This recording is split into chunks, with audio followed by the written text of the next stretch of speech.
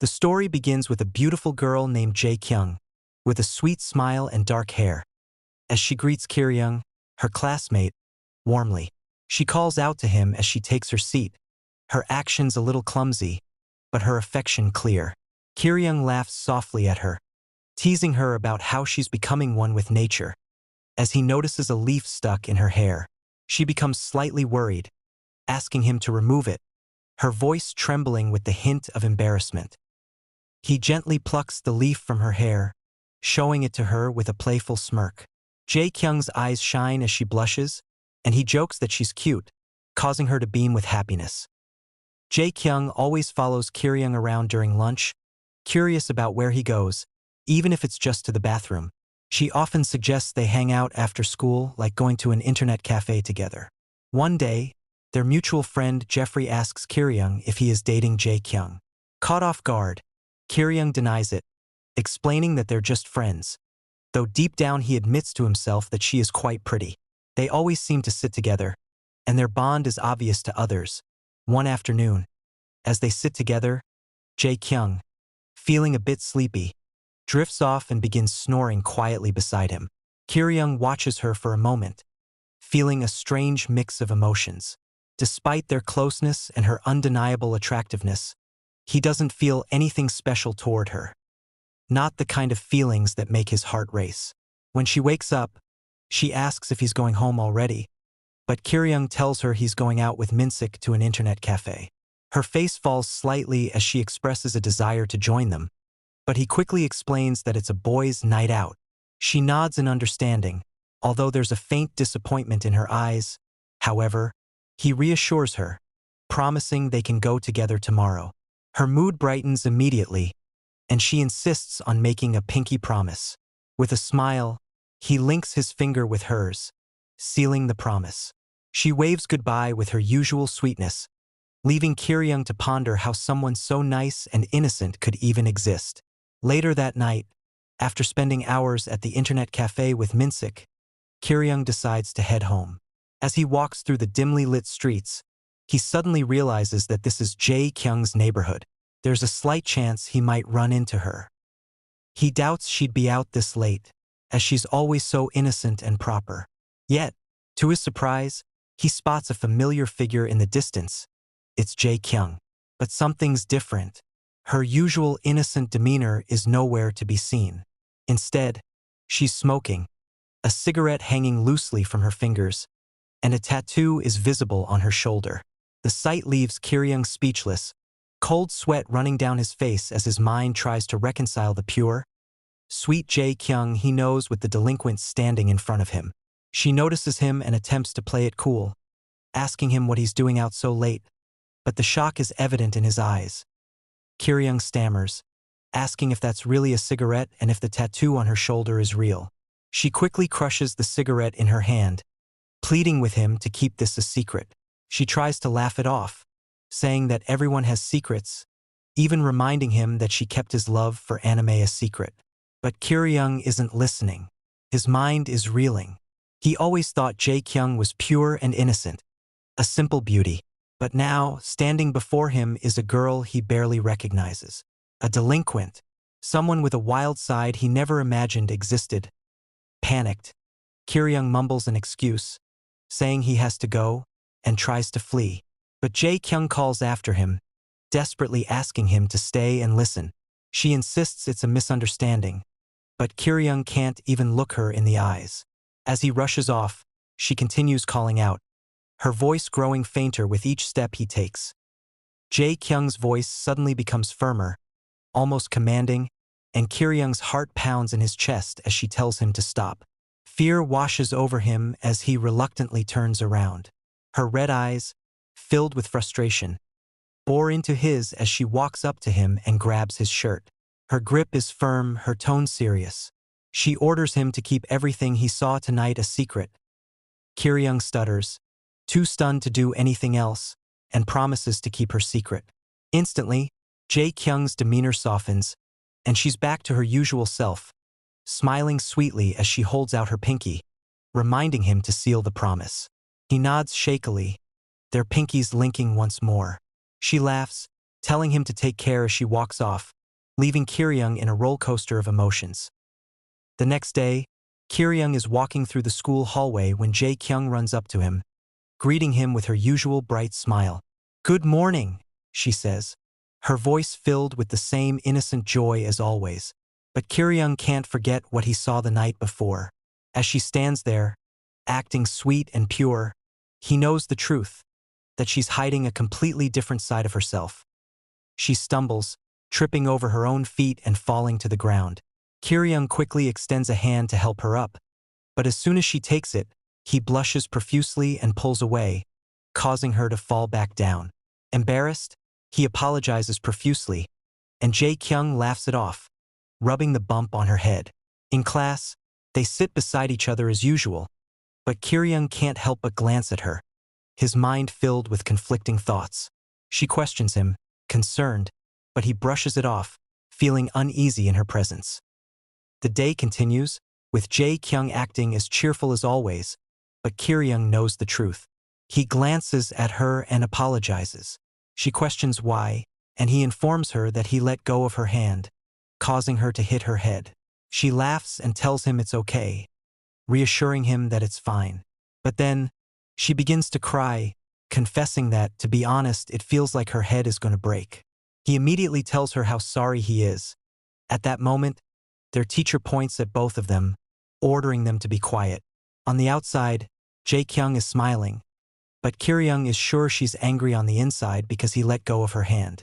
He starts to wonder what if she drags him to a lonely place after school and beats him up for what he did. The thought terrifies him. Suddenly, Jae-kyung calls him to wake up from his thoughts. "What's the matter?" he asks. Then, she questions if he's going to fulfill the promise he made yesterday. He comments that a promise is a promise, after all. She responds that she asked him to keep it a secret and questions if he's told anyone. At that moment, Kir-young realizes she's threatening him. If he tells anyone, she'll probably beat him up for sure. After all, he thinks to himself, she's a horrible person. He looks away and tells her that he hasn't told anyone. Who does she think he is? She rubs his head affectionately, telling him that he's a good boy. Embarrassed, Kir-young exclaims that she shouldn't touch him. This causes everyone to look at them, including the teacher. He tells her not to touch him because his hair is greasy. She simply tells him to wash it then. The teacher, trying to act young and cool, makes a pose and warns them that if they don't keep quiet, they're going to make him lose his patience. They quickly apologize. As Kir-young reflects on the situation, he realizes something.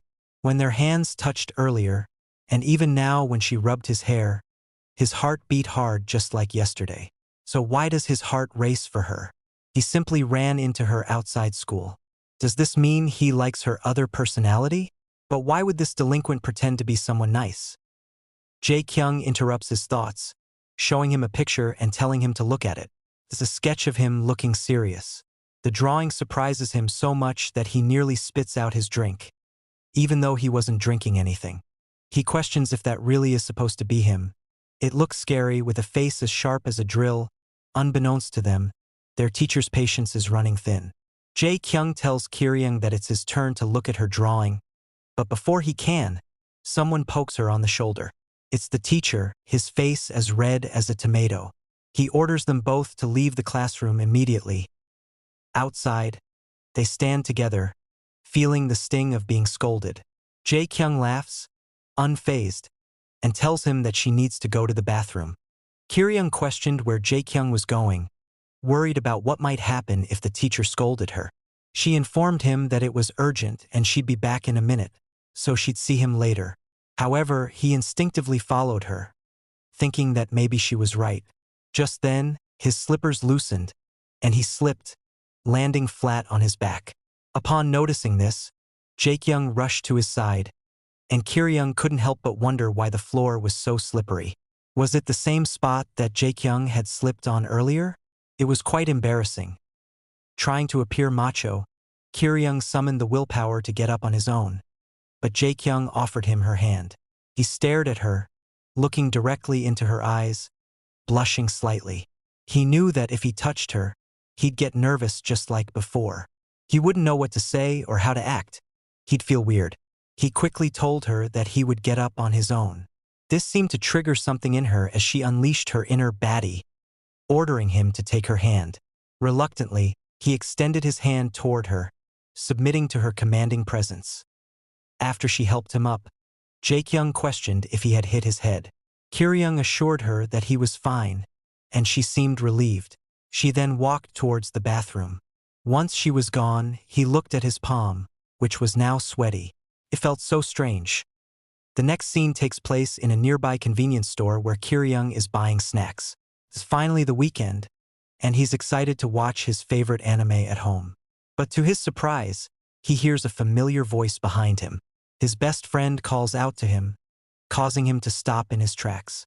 She asked where he was going, and as he turned around, he saw her laughing, dressed in shorts and a t-shirt, which revealed her long, smooth legs. Kir-young questioned what she was doing in his neighborhood. She informed him that she goes to the gym nearby, and as she got closer, she asked if he was heading home. Kir-young, feeling uneasy, blurted out that she was too close and should back away. Confused, she asked why, and he sheepishly told her it was because he had bad breath. Laughing, she commented that he should go brush his teeth then. Kir-young was starting to feel like he was losing his mind. Since the day they met, he no longer saw her the same way. She was no longer just a sweet girl but a delinquent. Yet, he couldn't help but notice how beautiful she was. Ever since he saw her smoking and when she had cornered him against the wall, he had started seeing her differently. Feeling awkward, he waved goodbye and wished her a good weekend, but she surprised him by saying she wanted to go to his house. Shocked, he could only stammer in disbelief. Moments later, we find a young girl sitting at a computer. Not long after, she calls for her brother to bring her some snacks. This is Yang Sulji, 17 years old. When Jae-kyung enters the house with Kir-young, she laughs and asks if Sulji is his little sister. Sulji, stunned, stares at them for a few moments before exclaiming that her brother brought a girl home. She then ran off, announcing that this must be a signal of the end of the world. Her dramatic reaction left both Kir-young and Jae-kyung confused. Sulji eventually returned, introducing herself before hastily leaving again. Jae-kyung commented on how cute his sister was. They then debated what to do, and Jae-kyung suggested watching a movie. Kir-young agreed, and they both sat on the couch. Jae-kyung casually crossed her legs while Kir-young sat stiffly, feeling as if he were a ghost in his own house. He blushed, still in disbelief that Jae-kyung was sitting next to him in his own home. He nervously questioned why she had wanted to come over without any prior notice. He then asked what she wanted to watch and if she had any favorite genres. She suggested they watch a bloody war movie, but Kir-young quickly objected, saying he didn't like gory things. He found her preferences peculiar, to say the least. She then suggested watching an anime, particularly one she had seen him watching before. Kir-young blushed again, knowing that the anime she was referring to wasn't exactly for everyone. It was a dark and twisted magical girl show. Embarrassed, he offered to watch a romantic movie instead, to which Jae-kyung agreed. As the movie began, Kir-young immediately realized it was rated 19+, making him even more flustered. The movie opened with an intimate scene that made him blush, but Jae-kyung didn't seem to care. She simply remarked that they seemed like a passionate couple. Just as Kir-young was beginning to panic, his sister realized she had forgotten the snacks. However, before she could get it, Sulji froze at the doorway, staring at the screen in horror. She stood frozen, shocked to see her brother watching such a scene with a girl. Without a word, she ran off, declaring that she needed to tell their father. Jae-kyung laughed, commenting again on how cute his sister was. Despite the awkward moment, they continued watching the movie. Eventually, they reached the scene where the main characters confessed their love for one another. Kir-young found it boring and began to regret not choosing the war movie. Glancing at Jae-kyung, he asked if she was enjoying the film and offered to switch to her original suggestion if she wasn't. Before she could answer, Jae-kyung leaned on his shoulder. His face flushed as he wondered if she had fallen asleep. The movie was admittedly boring, but the feeling of her resting on his shoulder made his heart race. This wasn't the first time Jae-kyung had leaned on him, but it felt different now. Should he wake her up? He decided against it, wanting to savor the moment for just a little longer. When the movie finally ended, Jae-kyung woke up and stretched. She told him she had something to do with her dad later and had to leave. Before going, Kir-young awkwardly apologized. Confused, Jae-kyung asked why. He explained that they should have watched the Bloody War movie instead, admitting that this one had been too long and boring. He even pointed out how she had fallen asleep. Jae-kyung's eyes gleamed red as she revealed that she hadn't fallen asleep at all. Kir-young, shocked, stammered, trying to comprehend her words. But before he could question her further, she received a call and told him she had to leave to help her father. As she walked out, she casually remarked that it was fun and left him standing there, flustered and staring into space. Realizing she hadn't been asleep, Kir-young let out a scream, only for Sulji to yell at him to shut up from the other room. Later, Jae-kyung told her father that she had watched a movie at a friend's house. When asked what movie it was and whether it was fun, she admitted she didn't remember the plot. The next day, Kir-young informed his family that he was heading to school. He asked his father, Yang Ki-hong, why he wasn't at work and why Sulji was still at home. His father, aged 48, urged Kir-young to sit down because this was an important moment. To Kir-young's horror, he saw that his father was watching the same movie from yesterday. This brought back the embarrassing memory of Jae-kyung resting on his shoulder, making his face turn red. Noticing this, Sulji told their father that Kir-young had brought a girl home yesterday and they had watched a dirty movie together. His father, shocked, called him a brat before laughing and commenting that Kir-young was just like him, capable of seducing women. Sulji, however, believed her brother should be scolded for this, though her father didn't see the issue. She then asked if he'd be as lenient if she brought a boy home, but her father simply explained that that's how her mother had seduced him. Meanwhile, back in class, Kir-young found himself lost in thought. Jae-kyung was writing in her notebook, seemingly drawing again, while Kir-young contemplated her beauty. She was usually so cute, but he couldn't forget that she was secretly a delinquent. Kir-young didn't know why she chose to hide the secret, but that wasn't important. What mattered was how his heart now raced every time he saw her. Yesterday, when they had been watching the movie and Jae-kyung rested on his shoulder, she had said she wasn't asleep. If only he had been brave enough to confront her then. Would she have blushed and apologized in her cute voice, admitting that she couldn't help but lean on him because his shoulders were so comforting? His thoughts grew more intense, and he imagined her seducing him with a mischievous smile. He shook his head, scolding himself for such wicked fantasies. He was going crazy, imagining all of this while she sat right next to him. What if she found out? Would she despise him for thinking such things? He slapped himself to regain control. He had to focus. Just then, Jae-kyung looked over and asked what was wrong, noticing his red face. He holds up his hand and tells her it's nothing. She questions if he's fantasizing about something. She hits the nail on the head and he wonders if he was just exposed. However, he tells her that he would never think of something like that. Who does she think he is? She remarked that a strong denial is a strong truth, her playful words making him feel as if he were losing his mind. Her teasing always seemed to unsettle him in ways he could hardly describe, leaving his thoughts in disarray.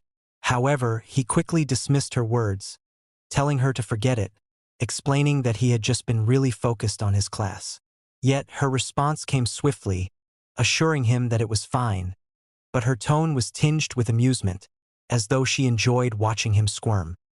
He felt a wave of relief wash over him, thinking that the awkward conversation had ended, but it quickly became evident that she wasn't done with him. Her gaze flickered with something more as she confessed, revealing that she too had been lost in some rather intense thoughts. His heart skipped a beat, and he questioned her hesitantly, not entirely sure what to make of her sudden admission. She smiled mischievously, answering with a soft but affirmative yes. Curiosity and embarrassment warred within him when she inquired if he ever thought about such things when he was distracted. Her words sent his mind racing. Caught off guard, he responded with a shaky yes, surprised at his own honesty. He hadn't even realized what he had just admitted. The realization dawned on him when she revealed her own thoughts, that she had been thinking about the passionate couple in the movie they had watched together at his house. She had been distracted by it, lost in thoughts of that intense scene. Understanding what she meant, his face grew warm, his cheeks flushed with embarrassment. He wasn't sure how to respond, especially when she pressed further, asking what kind of fantasy he had been entertaining. His mind blanked, and he stammered, questioning what she meant. He hadn't been thinking about anything like that, or at least he wouldn't admit it. But she leaned in closer, her breath tickling his ear as she whispered the word, pervert. His entire face turned crimson, burning with an intensity that left him feeling like a tomato. He couldn't understand why he was blushing so hard, but her teasing had clearly hit a nerve. She pulled back, laughing softly as she told him it was just a joke, asking why he was so surprised. But then she paused, her eyes narrowing in playful suspicion. She questioned if maybe she was right after all, her teasing tone making his heart race faster. He remained silent, too flustered to answer, his mind spiraling into confusion and embarrassment. She continued to poke fun at him, and though he stayed quiet, the classroom was no longer the haven of anonymity he hoped it would be. Her taunting had caught the attention of the teacher, who had grown visibly irritated by the disturbance. The tension in the room mounted, but mercifully, the moment passed without any further escalation. Later, out on the football field, a heated game was unfolding. The opposing team had broken through the defenders, and all eyes were on Kir-young, the last line of defense. His teammate called out, trusting him to save the game. Anxiety churned in Kir-young's stomach as he steeled himself, ready to make a stand. But the opponent's kick, hailed as his ultimate kick, was a shockingly weak attempt. The ball rolled as slowly as a snail, yet, to Kir-young's horror, he still missed. He stumbled, hitting his head against the goal post as the ball trickled into the net, securing the opposing team's victory. The disappointment from his teammates was palpable. They barely hid their disdain, muttering that they hadn't expected much from him anyway. The only reason he had been allowed to play was because they were short on players, and it was evident now why people like him weren't cut out for the team. Their cruel comments stung, but Kir-young couldn't refute them. He had failed, and the shame weighed heavily on him. Amidst his self-loathing, a girl rushed over, concern etched on her face as she noticed the bruise on his head. She reached out, offering her hand and telling him to be more careful next time. But even as he took her hand, his mind was consumed with the thought of whether she had witnessed his failure. The embarrassment was overwhelming, and all he wanted was to disappear. The coach's whistle blew, signaling the end of their free time. It was time for the dreaded fitness test, something Kir-young hadn't thought much about until now. Normally, he wouldn't care, but today was different. Jae-kyung was watching, and he had developed a growing crush on her. He desperately wanted to appear strong and masculine in her eyes, not the weak, bumbling version of himself that had been on display during the game. Minsik, a fellow student with an intimidating physique, appeared beside him, asking what he was so worried about. The fitness test, Minsik explained, would focus on push-ups. The coach had even promised to buy chicken for the top-performing male and female. However, the last-place finisher would have the unfortunate honor of training with the coach for every class. Kir-young's heart sank. Push-ups were not his strong suit. Jae-kyung was the first to go, and as she started, Kir-young couldn't help but watch in awe. She was incredible, completing 72 push-ups with impressive strength and endurance. The others marveled at her, and Kir-young couldn't help but feel a mix of admiration and intimidation. He didn't think he could do nearly as many, but he had to try, especially with Jae-kyung watching. Then there was Minsik. The guy was a machine, effortlessly pumping out push-ups. By the time he finished, Minsik had completed a staggering 415 push-ups, casually commenting that it was easy. Kir-young felt even more demoralized, knowing he would be compared to Minsik's Herculean effort. The pressure was mounting. When it was finally Kir-young's turn, the boys around him snickered, making bets on whether he would finish dead last. One of them wagered 10,000 won that Kir-young wouldn't even manage a decent number. Their taunts fueled a rising anger within him, but he couldn't muster the courage to say anything. Even when they dragged Jae-kyung into their jeers, he remained silent, feeling utterly powerless. But then, Jae-kyung snapped at them, telling them to shut up. Her words silenced them instantly, and they backed off like scolded dogs. Kir-young's heart swelled with gratitude, and he knew he had to give it his all. At that moment, the coach tells him that he must begin now. He starts his push-ups, and as he's doing them, she comments that he must strive harder. He decides that from today onwards, he will start pushing himself more. By the time he finishes, he is drenched in sweat, and she tells him that he's done a good job. However, it seems that because of his gallant effort, he has caught the attention of an admirer. Later, we see Kir-young walking down the halls, realizing that he left his backpack at school. He doesn't know what he was thinking, and now Jae-kyung must be waiting for him. He hurries to go get it, but suddenly he bumps into a girl, causing her to drop her phone. He picks it up and apologizes, explaining that he was in such a rush that he didn't see her. To his surprise, he notices something strange on her phone, some freaky stuff. She quickly grabs her phone as he exclaims, "What is this?" She nervously asks if he saw anything, to which he responds, "No," and apologizes again, insisting it wasn't on purpose. Embarrassed, she blushes and calls him a pervert before running away, calling herself a pervert in the process. Now that he thinks about it, he realizes that the girl is actually in his class. The next day, Kir-young is greeted by Jae-kyung with her usual cheerful smile. She playfully asks if he knows what the king says when he doesn't want to go into the palace. Confused, Kir-young asks, "What?" She laughs and tells him that the king complains like a baby. However, he doesn't get the joke and just stares at her blankly. Feeling a bit dejected, Jae-kyung sighs and tells him she won't joke with him anymore. Then, she teases him by saying she hates him. But when he asks if she's mad, her expression softens. At that moment, a girl approaches them. Lee Sae-on, 18 years old. She greets Kir-young and tells him she has something to say to him. Jae-kyung is taken aback, and Kir-young suddenly remembers that Sae-on is the girl from yesterday. He apologizes and asks her name, still unsure of who she is. Jae-kyung informs him that her name is Sae-on and that he should really remember his classmates' names. Feeling embarrassed, Kir-young offers to buy Sae-on a drink in the cafeteria as an apology. Sae-on comments that he saw a shameful side of her yesterday, yet he doesn't even remember her name. This revelation surprises Jae-kyung, making her feel uneasy. Meanwhile, Kir-young is left stunned, sweat trickling down his face. Jae-kyung asks him what Sae-on means by that and what she's talking about. Kir-young, flustered, tries to explain that it's just a misunderstanding. Suddenly, Sae-on grabs his shirt and says there's too much noise where they are, insisting he must come with her so they can talk privately. As she pulls him away, Jae-kyung watches them, sadness clouding her expression. Kir-young tells Sae-on to let him go, assuring her that if she has something to say, he'll listen, but she must release him first. He then thanks her but mispronounces her name, causing her to exclaim, "My name is Sae-on." He quickly apologizes, admitting his mistake. Curious about what she has to say, he asks her, "So, what was it you wanted to tell me?" Sae-on hesitates, her hands fidgeting nervously. She stutters slightly, then asks, "Do you think I look a little pretty?"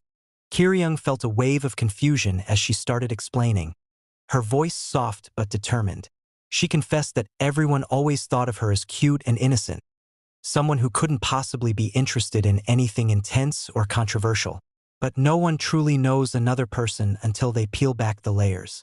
She cherished her image but carried a secret, one she couldn't reveal to anyone. His eyes widened in realization as he asked if the thing on her phone was part of that secret. She nodded, her expression tense. "What's so wrong with watching that kind of stuff?" he asked, attempting to reassure her. He promised to keep it a secret, but she wasn't convinced. She shook her head, fear creeping into her voice, as she explained that her thoughts were far more complicated than they appeared. She called them very, very lovely thoughts, but admitted that others might label her differently, and he had found out yesterday. Kir-young, trying to calm her down, told her he didn't think she was a pervert. He promised to keep her secret, but she still didn't trust him. She stepped closer, her eyes narrowing slightly as she proposed a bizarre solution. She wanted to know one of his embarrassing secrets, to hold something over him in return. The idea left him unsettled. She even asked to see his phone. Panic surged in him, and he pulled away, insisting that his deepest secrets were in his phone and she couldn't just have it. But she didn't relent. She argued that because he saw her most vulnerable side, it was only fair. Before the situation could spiral further, Jae-kyung burst into the room, her voice sharp as she demanded to know what was going on. Her eyes widened in shock at the sight before her. Kir-young being practically cornered by the girl, who was dangerously close to his most personal space. In a flash, Jae-kyung's face darkened, fury boiling within her. She rushed forward, shoving the girl off him. The girl stumbled to the floor, revealing more than was appropriate. "What are you doing?" Kir-young questioned, his voice low. The girl winced in pain but, disturbingly, didn't seem bothered by the rough treatment. Instead, she murmured something about how the pain felt good, a strange thrill lighting up her eyes. The words left Jae-kyung completely confused, while Kir-young watched in stunned disbelief. "We need to get out of here," Kir-young muttered under his breath, eager to leave the bizarre scene behind. Jae-kyung nodded, looking equally disturbed. They decided to head to the cafeteria to escape the madness. As they walked away, Jae-kyung couldn't help but reflect on what she had witnessed. Something about the girl had left her uneasy, and the closeness between Kir-young and her unsettled her even more. She tried to shake off the thoughts, but they clung to her like an unwelcome shadow. Did something really happen between them? Unfortunately, Sae-on wasn't ready to give up. Her obsession with Kir-young grew with each passing day. She started appearing behind him at unexpected moments, watching him closely, even when he was having lunch with Jae-kyung. The intensity of her attention made Kir-young uncomfortable, and eventually, he told her to stop following him. His words hurt her deeply, and she broke down, crying and calling him a bad boy for not showing her what he promised. Just as things seemed to spiral out of control, Minsik appeared. His towering figure and harsh glare silenced the commotion immediately. He was notorious for not tolerating noise or disturbances, especially when it interrupted his naps. Sae-on, visibly trembling, suddenly turned around and glared at him, questioning what she should do with this pig. This infuriated him, and in one swift motion, he hoisted her over his shoulder and carried her off, declaring that she needed special education for her problematic behavior. Sae-on screamed and resisted, but it was futile. She commented that she wouldn't be able to use her body again. Kir-young watched in disbelief, feeling both relieved and horrified. "She's a maniac?" Minsik muttered, shaking his head as he carried her away. Kir-young, feeling drained from all the chaos, suggested to Jae-kyung that they return to class. Jae-kyung, still shaken by what had just occurred, agreed but couldn't shake the strange sense of unease settling over her. She began questioning herself. Had Kir-young really been involved with that girl in some way? Later, as they walked side by side, she couldn't help but wonder aloud. Did something really happen between you and her? Kir-young hesitated. He didn't want to lie, but the truth was strange. He finally admitted that he accidentally saw some STEMI images on Sae-on's phone by accident. Jae-kyung blinked in surprise, processing his words. When he explained further that Sae-on had tried to get his phone in return, she laughed, though her laughter wasn't the usual cheerful sound he was used to. There was something unhinged about it.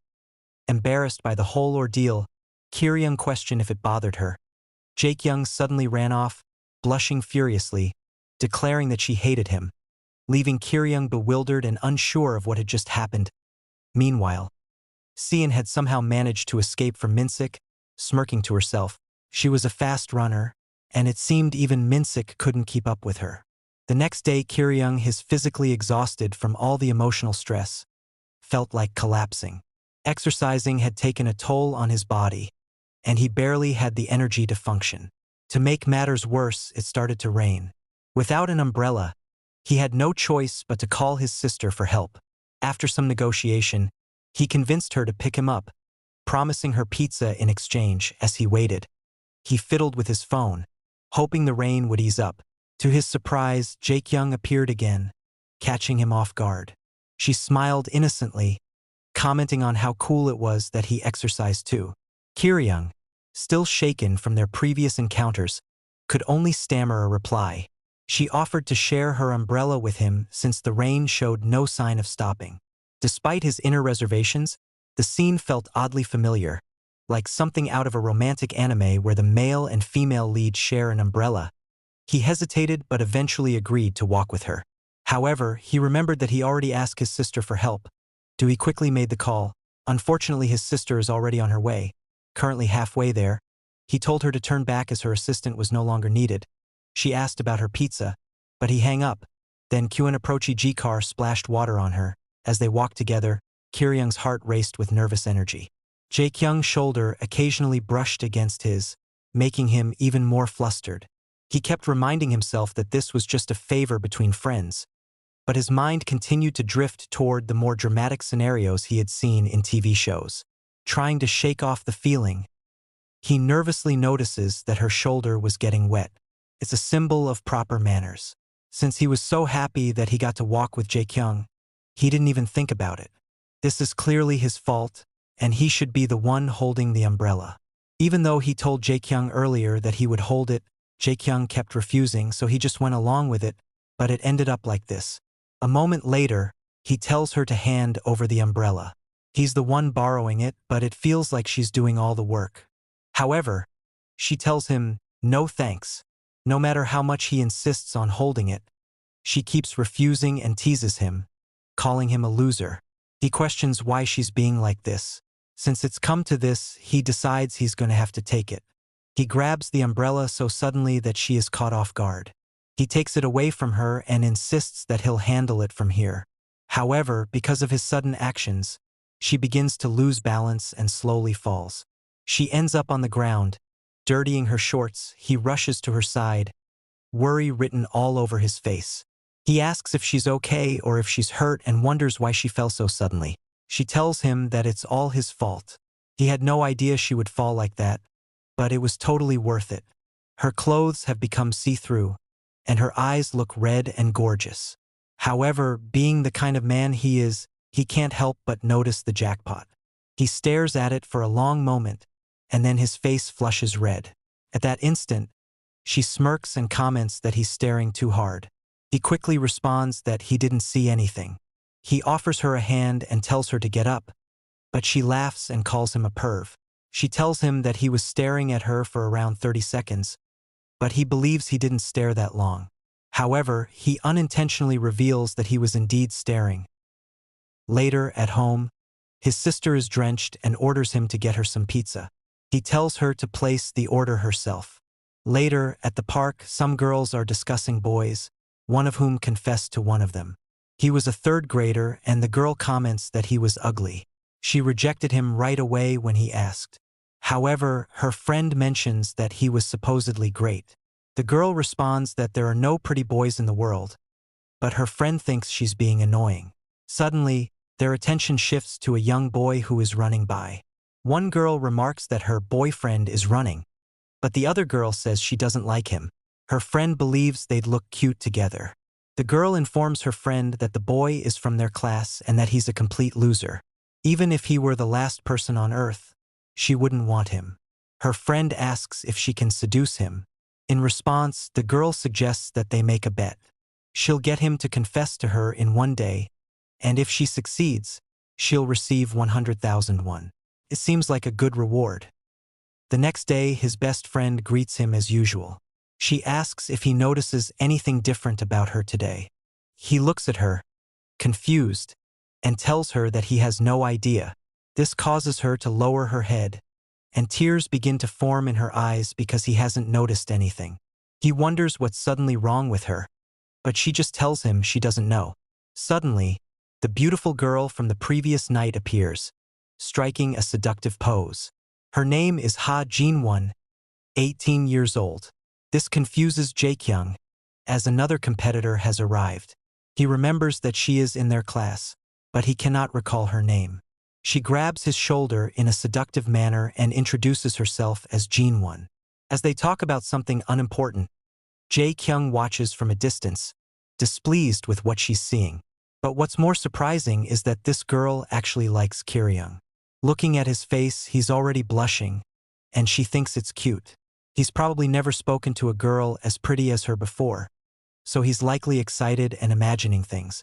So far, all the guys who have confessed to her did so after she talked to them and smiled.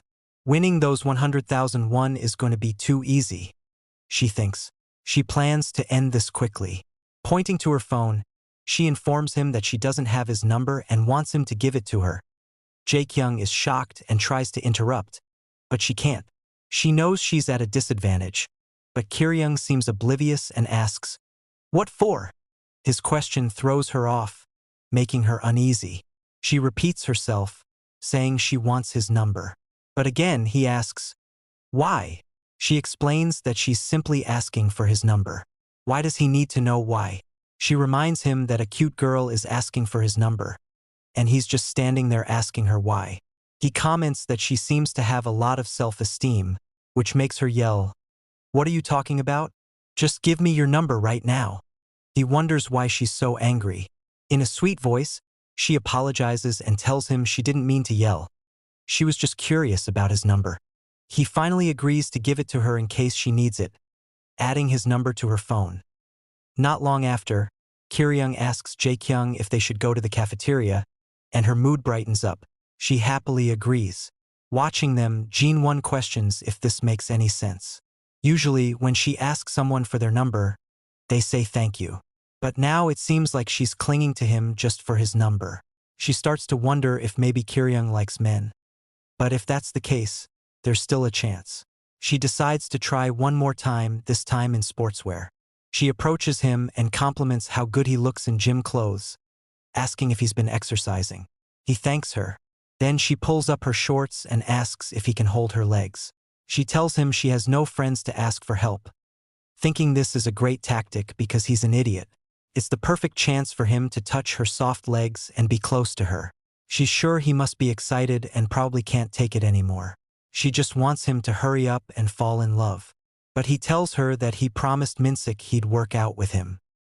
He glares at her like a predator eyeing his prey, and she looks back with a growing sense of fear. Cold sweat runs down her face as she stutters, telling him it's fine and apologizing for the inconvenience, promising next time. This puts a smile on Jae-kyung's face, and she wonders if she's going to fail again. At that moment, Sae-on approaches Jin-won and offers to help with her legs. Jin-won asks who she is, but Sae-on comments that her thighs look delicious. Uncomfortable, Jin-won tells her to go away, calling her weird. She walks off, and Sae-on feeling hot as she blushes. Jin-won tries to calm herself down, believing that next time will work. There's no way he won't fall in love with her eventually. But no matter how many times she tries, Kir-young has no interest. He's busy enjoying his time with his best friend. Even when Jin-won tries to act cold, he suggests she leave early. No matter what she does, he won't fall in love with her. In the girls' bathroom, Jin-won's friend laughs, finding the situation hilarious, but Jin-won is upset. Her friend comments that she isn't really laughing and reminds Jin-won that she owes her the 100,000 won since she lost the bet. Her friend wants the money now, but Jin-won argues that the day isn't over yet. However, her friend claims she can already see the results. She finds it fascinating that, unlike other guys who fall for Jin-won easily, Kir-young is different. Jin-won friend asks if Kir-young has a girlfriend, but Jin-won doesn't know. At that moment, Jae-kyung approaches them and introduces herself. Jin-won curses her, stating she already knows her. Jin-won questions what Jae-kyung is doing there. With a firm tone, Jae-kyung says she has a question. She asks Jin-won if she's interested in Kir-young, since they've been talking a lot today and she doesn't usually speak to him directly. Jin-won quickly denies any interest. Her friend, however, asks why she's so interested, asking if Kir-young is her boyfriend. Jae-kyung, a little flustered, denies it, saying it's not like that and that she's just curious. Jin-won's friend informs her that Jin-won made a bet that she could seduce Kir-young, but she failed, which she finds amusing. Her friend laughs and says, "Why would Jin-won talk to someone like him?" Jin-won questions why she has to say like that. Her friend questions, "What's wrong with it? He's not even her boyfriend." But Jae-kyung tells them that it's not right. They're playing with him. Does it really feel good to do that? Jin-won tells her that she's sorry, but her friend's eyes are dark and devoid of any empathy. Jinwon's friend questions if it bothered her. She scared her for a moment. The atmosphere has gotten very cold. Jae-kyung, who is usually cheerful, is now very serious. But why does it bother her? Does she like him? Does she have feelings for him? Jinwon's friend has to admit, she is cute. She tells Jae-kyung with a smile, but to her shock, Jae-kyung begins laughing. Jae-kyung asks, what is she talking about? This confuses Jinwon and her friend. Jinwon's friend questions if she just raised her voice. She inquires if she said something wrong. Jinwon's friend comments, first, she raised her voice, and now she looks so confident. Can someone like that really exist? Jae-kyung tells them it doesn't look like they plan to apologize and walks away, believing it's a waste of time to talk to them. This irritates Jinwon's friend, and she attempts to slap Jae-kyung because she made her mad. However, in an instant, Jae-kyung kicks her foot, throwing Jinwon's friend to the ground and causing her to hit her head. Jae-kyung laughs at her, then slightly kneels down and apologizes, asking if it hurt. Jinwon's friend questions how she could hit her all of a sudden, but Jae-kyung reminds her, you started it. Jinwon wonders what's wrong with Jae-kyung. What is happening right in front of her? Her friend is beaten on the ground, feeling as if she wants to cry, while Jae-kyung only stares at her with hot, red eyes. Jae-kyung orders Jinwon to take care of her friend. She reverts back to her cheerful self, adding, try not to make a bet like that next time. It doesn't feel good when there's someone they're playing with. As Jae-kyung walks away like a boss, Jinwon's friend, deciding she wants to smoke, declares that she isn't done. She vows to remember this and make Jae-kyung sorry. She declares that they were playing, it was nothing but a joke, but Jae-kyung will be sorry soon. However, Jae-kyung only turns around, seemingly confused. Jaewon's friend questions if she's being ignored. She threatens Jae-kyung, but she leaves. Jinwon tells her friend to stop. As she has already lost, Jae-kyung usually spends her time smiling. So Jaewon had no idea she would do something like that. Why did she do it? Outside, Jae-kyung wonders if she exaggerated a bit. Was it really a joke? She believes she's such a fool. Suddenly, Kir-young appears and questions where she was. This startles her. He realizes she's coming out of the bathroom and comments that he's been looking for her for a long time. She is still a bit surprised but questions why he was looking for her. He declares that he was looking for her because she wasn't by his side. His cool demeanor makes her blush. She questions if he's being serious and he tells her, yes, he is. He then informs Jae-kyung that Jinwon asked him to accompany her to the cafeteria, though she didn't give any permission. He apologized for rejecting her at the gym and told her he would go with her later. This makes Jae-kyung angry. She calls him an idiot and, seeing that she wants to cry, suddenly bites him on the shoulder, which is totally deserved. He holds his shoulder and comments that it hurts. Why did you do that all of a sudden? She walks away and declares, I hate you. The next day, Kir-young greets Jinwon, commenting that she came to school early. She inquires what he is up to and why he is acting like they're close. He informs her it's because she asked him for his cell phone number yesterday, so he thought they had become close. She questions if he really thought they were going to get close just because of that, saying that she's so pretty and he's normal. She tells him not to feel so proud because she talked to him yesterday. He is confused. Suddenly, she stops talking as cold sweat runs down her face. Jae-kyung appears and questions what's happening. Upon seeing her pale face, Kir-young inquires if she is sick. She quickly walks past him and tells him not to talk to her. As she walks away, he questions why. First Jae-kyung and now Jinwon. Could it be that he's being hated by everyone? He doesn't understand. However, when Jinwon passes Jae-kyung, they both glance at each other. Meanwhile, inside one of the bathrooms where the fight broke out, Sae-on was envious of the fact that a girl was in pain. The next day, she spins around and questions her father if she looks pretty. He comments that she looks very pretty. Since she is his daughter, it's obvious that she is the prettiest. She laughs and questions if he's telling the truth. He inquires if she's going to school. She tells him yes, and that she'll be back in a while. He inquires if she ate breakfast. She comments that there was some milk in the fridge and she poured herself some, but it didn't taste good, so she put it back. This surprises her father. What could she mean by didn't taste good? He believes it had been there for a long time. He picks up the box of milk and inquires if she drank from it. She looks at him, puzzled, not quite understanding the situation. He informs her that the milk has been expired for 10 months. She is flabbergasted and feels like she's going to cry. This can't be. Meanwhile, on Kiryung's way to school, he sees Jae-kung. As he is very familiar with her back, he believes his time has come. He's going to slowly approach her and scare her from behind. He does just that and tells her hello. However, she's not scared and merely stops in place. She slowly turns around and tells him good morning but tries to stifle a laugh. He tries to talk to her, but she walks away. He wants to know what's wrong. He questions if he's a little late to school today. He informs her that he stayed up late yesterday because he was watching a new anime. However, she apologizes, informing him that she has something urgent to do, so she's going to hurry up and go. As she leaves, he wonders what's wrong with her. At that moment, his friend Minsik arrives and questions why he's standing there like a fool, making such a face. Kiryung informs Minsik that he was greeting Jae-kung like any other day, but her reaction was off. It was the reaction of someone who smiles a lot but without smiling. He's not sure, but she looked like she wasn't in a good mood. Minsik comments that she must want to use the bathroom or something. Kiryung tells him to stop joking. However, Minsik brushes it off and tells him they will be late if they keep wasting time in their class. Kiryung glances at Jae-kung. He feels so uncomfortable. While looking at her face, he realizes it's completely different from the girl who always smiles. Now that he thinks about it, Jae-kung had once said she hated him. Could it be true?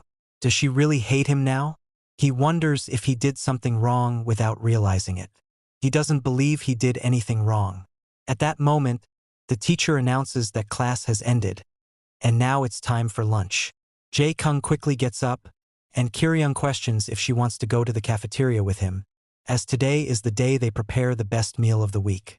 However, she declines.